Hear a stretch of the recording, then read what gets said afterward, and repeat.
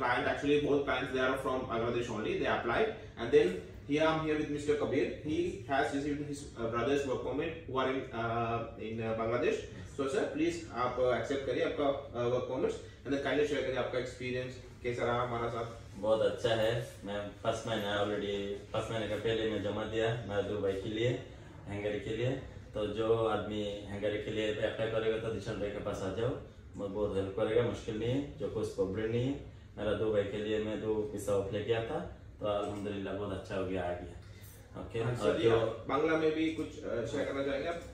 बांग्ला में जो কোনো লোকে আসতে পারেন সালমিয়া, ঠিক আছে, এসএমবনি হলিডে ইয়া উপরে, ঠিক আছে। তো লোকেশন দিয়ে দিব, অনেক আমি 5 মাস আগে জমা করেছিলাম, তো ভালোভাবে 2টা বিষয় অলরেডি উঠছে আমার ভাইয়ের জন্য, তো নিয়ে নিলাম। তো যে কোনো লোকে আসতে পারেন, সমস্যা নেই। ধন্যবাদ।